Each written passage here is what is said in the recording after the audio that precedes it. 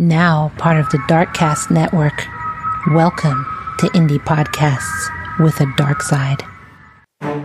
At 4:47 a.m. on Saturday, August 23rd, 2025, 911 got a call from the central Las Vegas Valley. The caller, Gavin Fitzpatrick, reported that a man had been shot outside a house in the 1000 block of Nassau Drive, about 3 miles south of the North Las Vegas airport.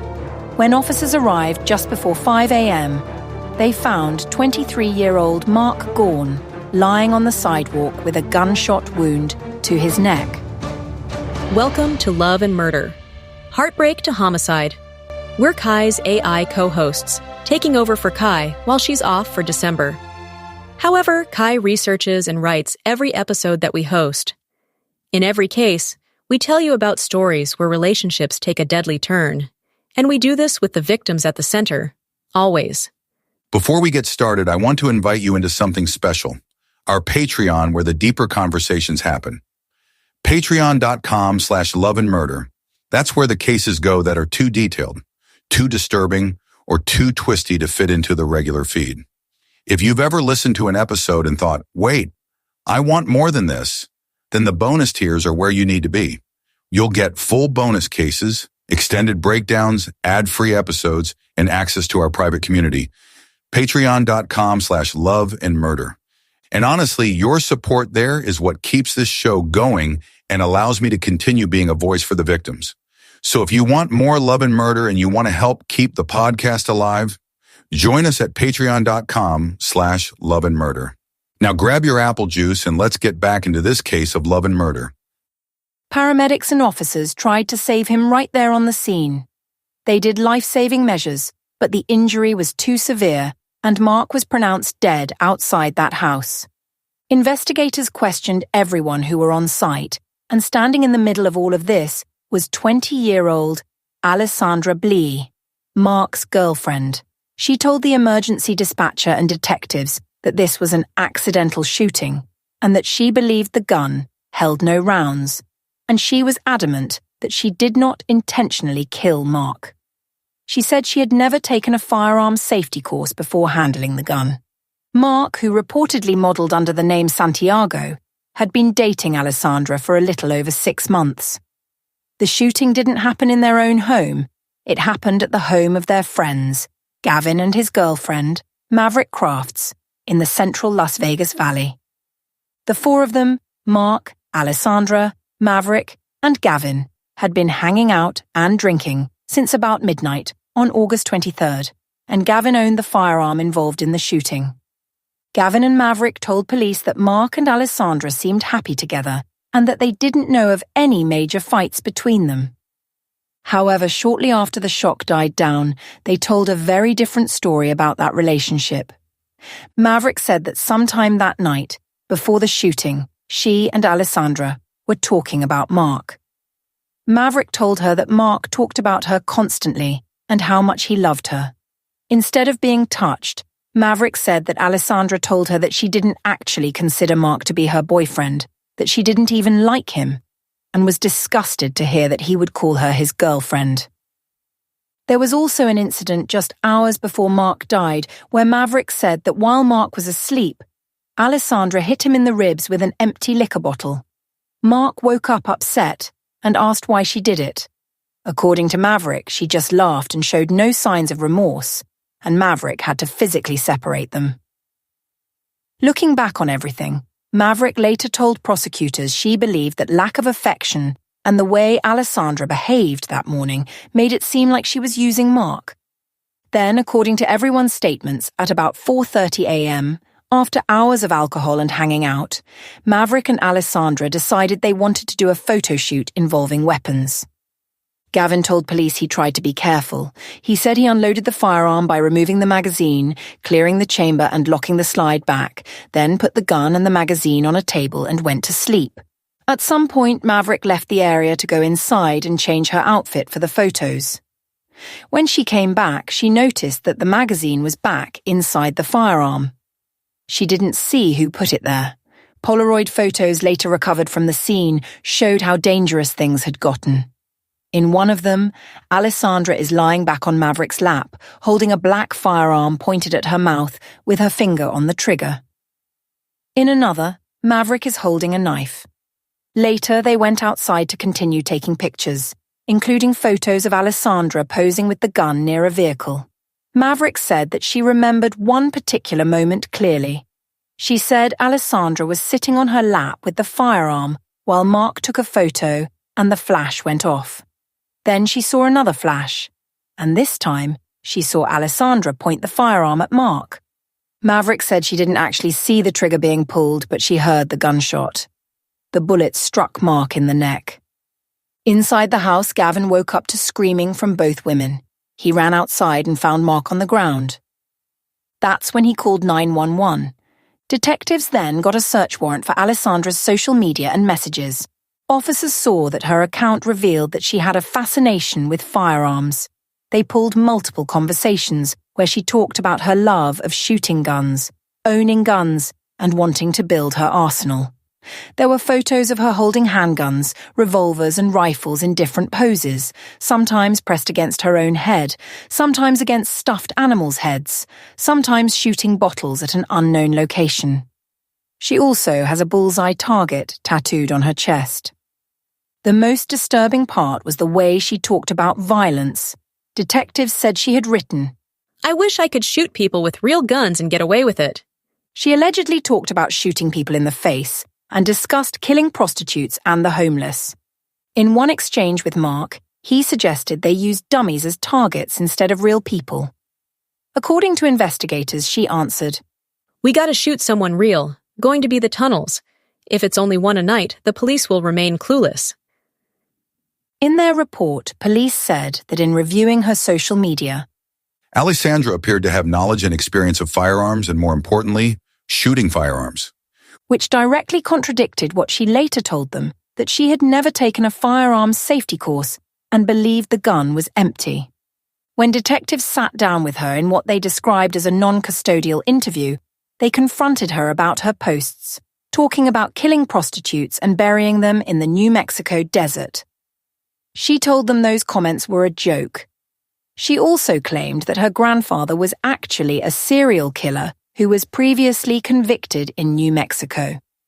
Police checked that out and found that her grandfather, Joseph Blea, was a person of interest in roughly a dozen missing person cases involving sex workers, and he had been convicted of sexually assaulting prostitutes, but he'd never been charged with murder. So that's the mindset that investigators were working with when they turned back to what happened in that house in the early hours of August 23rd. After this, homicide detectives from Las Vegas Metro started treating this as more than just a tragic mistake. On August 26, 2025, 3 days after the shooting, Allysandra was arrested and charged with open murder with a deadly weapon. The decision to charge her with open murder, rather than a lesser charge, indicated that prosecutors believed they had evidence supporting the most serious level of homicide charges. Allysandra's first court appearance happened on September 2, 2025, at the Las Vegas Township Justice Court. Judge Nancy Bernstein formally charged her with murder. A public defender was appointed to represent her, and when the judge asked if she understood the criminal complaint, she, quote, silently shook her head. Her request for bond was denied as they believed that she posed a significant risk to public safety, and her preliminary hearing was set for October 2nd. Former prosecutor John Day looked at the basic facts of the shooting and called it a case of extreme negligence and recklessness. He pointed out what every gun safety class teaches on day one. You always assume a gun is loaded. He said, using a gun as a prop, using a gun as a toy or a plaything, often leads to tragedy, as we see. But detectives pointed to Allysandra's messages and photos, and the Clark County District Attorney's Office agreed that they weren't looking at this as just a negligence case. Deputy District Attorney Mark Gaughan laid out the prosecution's theory. This wasn't just a drunk accident. It was intentional, and it had been building for months. He pointed to a June 2025 incident, a couple of months before the shooting. After Mark told her he loved her, she mocked him and wrote a note about how she wanted to silence his screams. Attorney DiGiacomo told the court that this showed she had thought about killing Mark in particular. She writes a whole note about how she wants to silence his screams, so she's thought about killing Mark in particular, and that there were 6 months of deliberation to show that. His position was simple, as long as they could prove that she intended to kill at the time she actually pulled the trigger. That combined with everything from the past 6 months was enough for first-degree murder. The prosecution also leaned on Maverick's testimony. Maverick told the grand jury that at first, she really did want to believe the shooting was accidental. She said, "It just seemed so out of the question that it would be intentional." But the more she thought about it, the more her opinion changed. She remembered how disgusted Allysandra was that Mark called her his girlfriend. She remembered the bottle to the ribs while he was sleeping, and how he was defenseless when she did it. She told the grand jury that those things were very important information about where her mindset might have been, and said she ultimately decided the behavior was too inhumane for her to keep believing it was just an accident. On the other side, the defense was pushing back hard on the idea of premeditation and intent. At a hearing on Tuesday, October 21st, 2025, at the Regional Justice Centre, defense attorney Robert O'Brien argued that the state was overreaching. He said that whatever fantasies were in those messages, there was no way she could have planned and carried out a deliberate execution that night because of how intoxicated she was. Attorney O'Brien also argued that it didn't make sense for her to intentionally target Mark, who he described as a close friend, if not her boyfriend. In his view, the facts fit something closer to a lower charge, like second-degree murder or even involuntary manslaughter, not first-degree murder with deliberation. Defense attorney Chris Rasmussen, a close friend of Gavin's parents who wasn't actually representing anyone in court, spoke to reporters saying that he thought the decision to charge first-degree murder was harsh. He said that when Gavin and Maverick gave their initial statements, they were very rattled. "I don't think that there was any intention to deceive." He said they later came back to amend their accounts after they remembered more details about that night. Attorney Rasmussen also warned that some of the new information the state was relying on, like the social media posts, old comments, and some of the relationship dynamics, was very prejudicial and, quote, "it's hearsay." By late October 2025, grand jury transcripts were released publicly, showing just how much the state was relying on the online records.